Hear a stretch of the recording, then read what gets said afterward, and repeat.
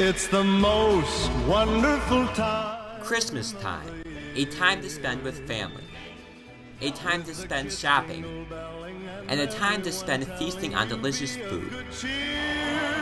However, for the over 1 million Iraqis who have been murdered by the U.S. empire, Christmas time is just another time for death.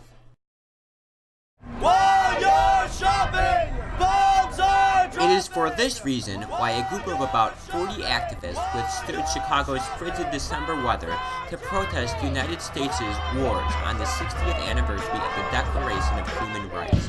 We're asking for there to be no more wars, especially since Obama's been elected, and there's this idea that he might be some kind of an anti-war candidate. We would like to make sure that is the truth. We need to hold to our principles, and if we're going to suggest to people that Obama's feet should be held to the fire, we need to hold our own feet to the fire.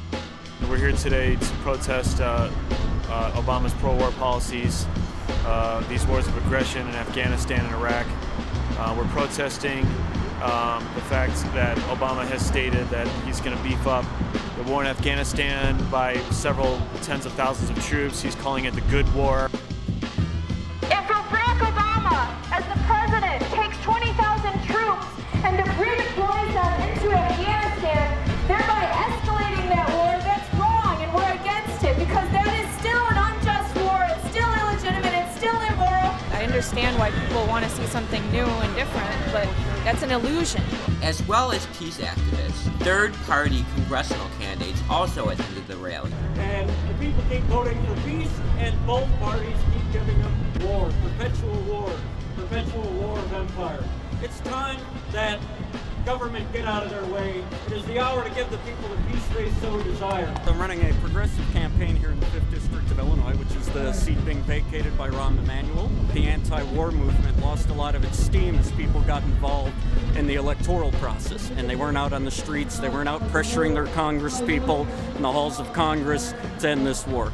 But we can redirect that energy right now. We have a chance to get progressives elected into the United States Congress. When the protest was supposed to begin, the activists were not alone. A group of anti-immigration advocates across the street were already protesting recent arrests of border agents. The border should be enforced. That's part of our constitutional law.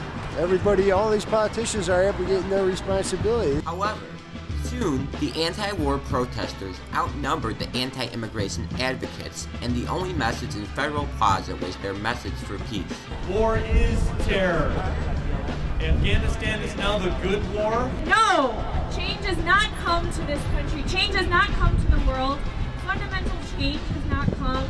And we're not going to be at peace. We're not going to go along with this. The anti-war movement right now is faced with some choices. And if we don't stand together right now and speak out against the escalation of the war in Afghanistan, I don't think, the anti-war movement should call itself an anti-war movement. Anybody who comes out here today deserves to be given a level of respect and admiration, because it's cold, it's windy, and to actually drop what you were doing and come out today, it's very admirable.